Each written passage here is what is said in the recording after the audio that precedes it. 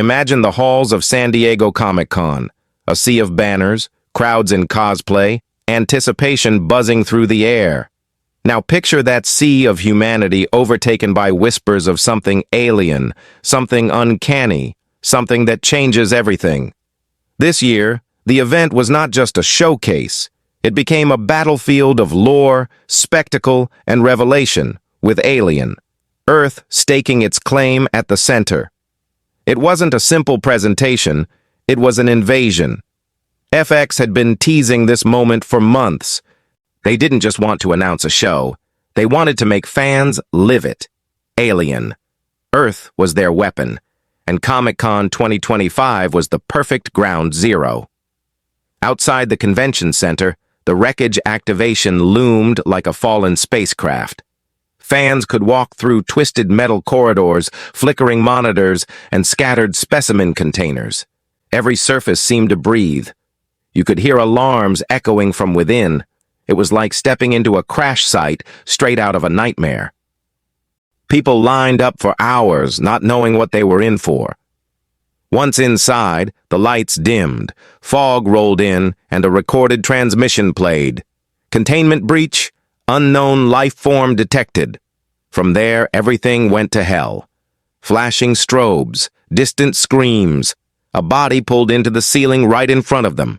For a few brief, heart-pounding minutes, every participant became part of the alien universe, prey to something unseen, but ever-present.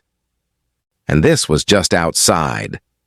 Inside Hall H, the main stage of pop culture revelation, Alien, Earth claimed its territory. Noah Hawley, the series creator, took the stage to thunderous applause. The screens behind him lit up with dark imagery, derelict ships, corporate towers, Earth shrouded in smog. Hawley's voice carried through the room. "This is by far the biggest thing I've ever made." The audience leaned in. The footage began. For the first time, the world saw glimpses of Alien, Earth, dim corridors, human silhouettes, a shape moving in the dark. A single sound, that unforgettable Xenomorph hiss, rippled through the crowd like static. No jump scares, no cheap tricks, just dread. Controlled, patient dread. The kind that Alien does best. The footage showed fragments. A research vessel, the USCSS Maginot, scientists studying alien tissue, and something going horribly wrong. We saw glimpses of a character named Wendy, not a human, but something almost human. Her consciousness transferred from a dying child into a synthetic body, innocence recoded into survival. Then came Boy Kavalier, a man whose wealth and ambition seemed boundless, a mirror to the Weyland-Yutani figures who've haunted this franchise for decades. But here's the twist. Alien, Earth isn't a set in the void of space. It's set right here, on Earth.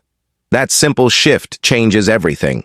The franchise that taught us in space, no one can hear you scream, now dares to ask what happens when the monsters are in your backyard. The tagline might as well read, "Nowhere is safe anymore." After the footage, the lights rose. The applause was thunderous. Fans were ecstatic, terrified, and desperate for more. One attendee tweeted, "That wasn't a panel. It was an invasion." And honestly, they weren't wrong. The marketing, the atmosphere, the sheer intensity of it all felt less like a presentation and more like a coordinated strike. Meanwhile, the Wreckage activation outside kept evolving.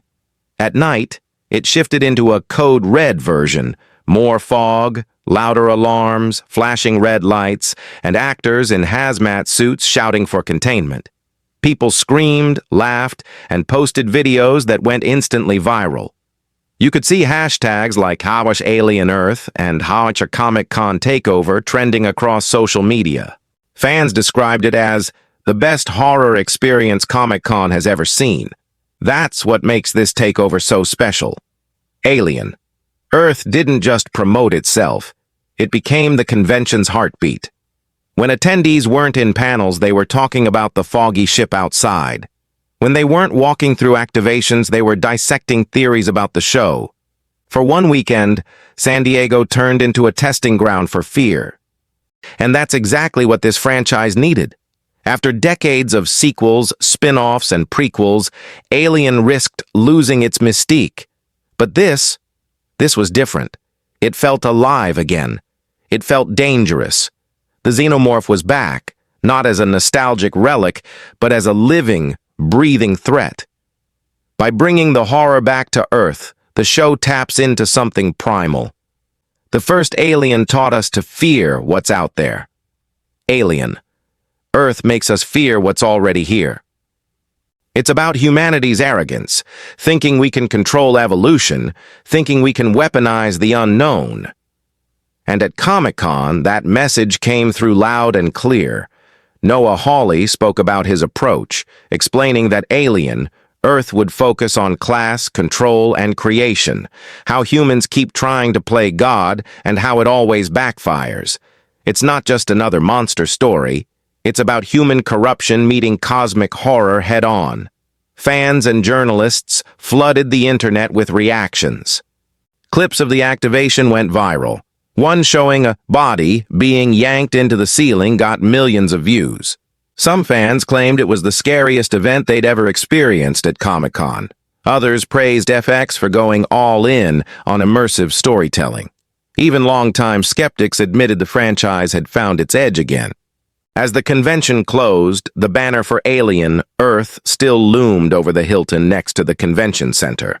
A haunting, cinematic image of the planet viewed from space, black veins of infection spreading across its surface. The message was unmistakable. The invasion has begun. What made this takeover brilliant wasn't just the scares, it was the cohesion.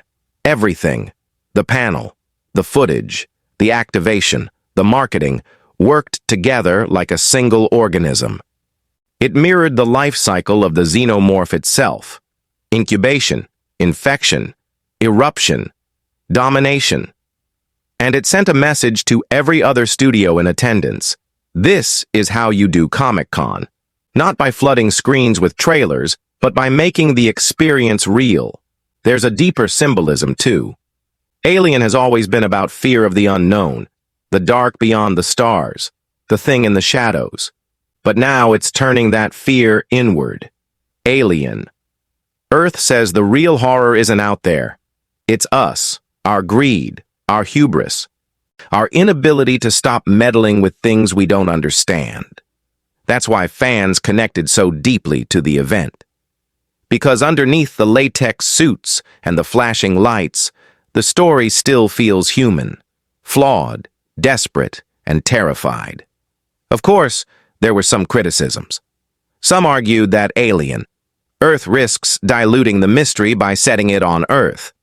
Others felt the panel was too vague, revealing atmosphere but not enough plot. But even those criticisms felt like fuel for the hype machine. People want to know more. No, they're asking questions again. They're debating theories. That's what fandom is built on.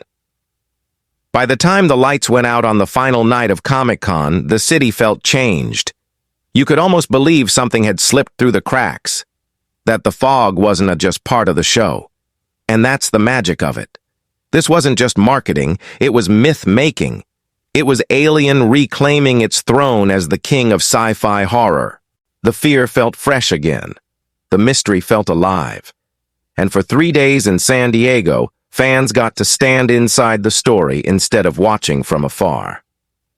So maybe Alien, Earth took over Comic-Con isn't just a headline. Maybe it's a prophecy. The invasion has already started, not just on screens, but in the way we experience storytelling itself. The line between fiction and reality blurred under the neon lights and fog of Comic-Con 2025.